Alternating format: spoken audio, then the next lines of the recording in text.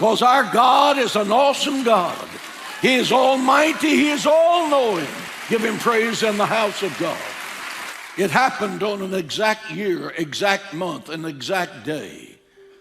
On creation's morning, an all-powerful God flung the glittering stars against the velvet of the night.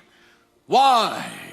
They were to become celestial evangelists to every nation on the earth. That there is a greatness and grandeur that they do not understand. That is the majestic hand of God.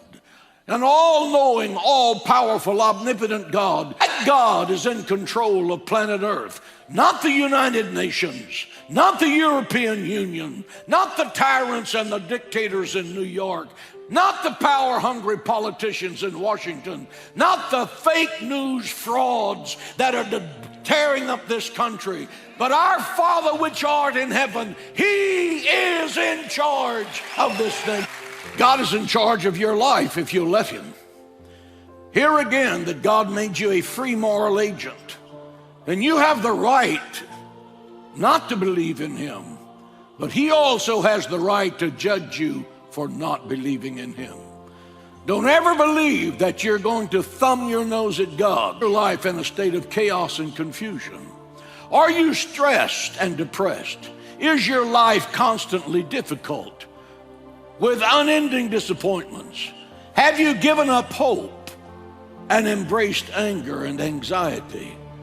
Hear the words of the text. Be anxious for nothing. Say that with me. Be anxious for nothing. Now we go to Matthew 6, where Jesus is giving a stress seminar. 5 times in this text he says, take no thought, be not anxious, don't worry. In verse 25 it says, don't worry about life. It's the Greek word psyche, which means the temporal physical life, and it has the implication of stop worrying. Verse 27, which one of you can add 1 cubit to his body by worrying? A cubit is 18 inches. Verse 28, why do you worry? Verse 31, do not worry about food and drink. Half of America right now is on Weight Watchers, for heaven's sake.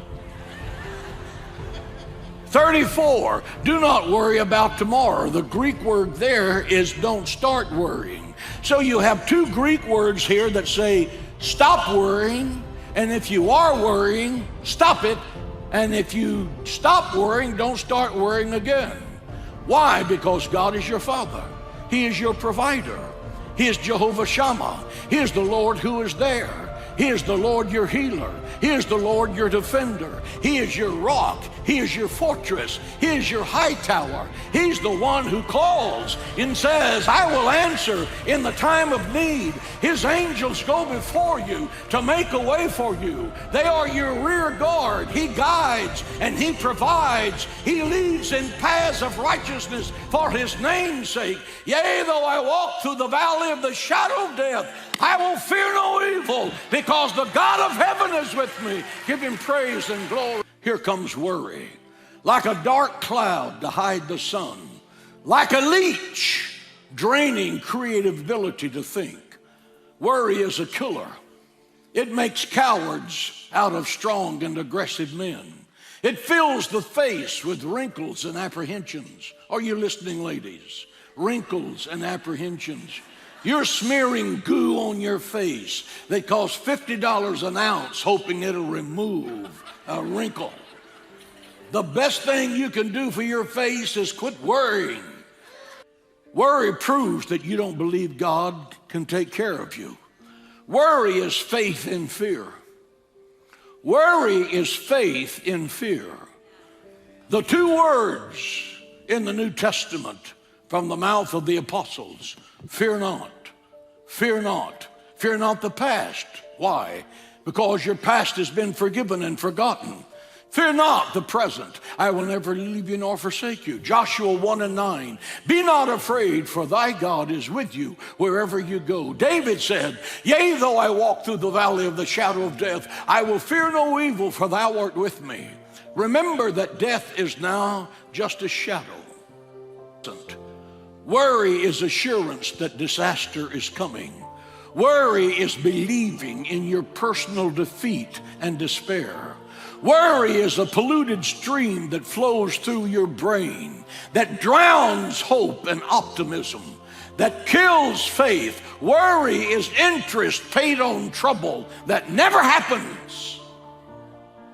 The shadow of a lion cannot bite you. The shadow of a serpent cannot hurt you. The shadow of a sword cannot cut you. Death has been reduced to a shadow. The Lord is my light and my salvation, whom shall I fear? The Lord is the strength of my life, of whom should I be afraid? Psalms 27:1. Hebrews 13:6. The Lord is my helper. I will not fear what man can do with me. Fear not death. Stop worrying about who you're not and start being happy about who you are. You are unique. There's not another person on the earth just quite like you. When you were born, the genius of heaven exploded and made you a divine original. Don't die a cheap copy. You are a masterpiece from the hand of God.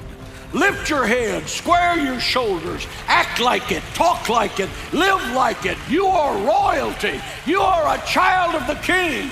You are kings and priests under God. You are an ambassador.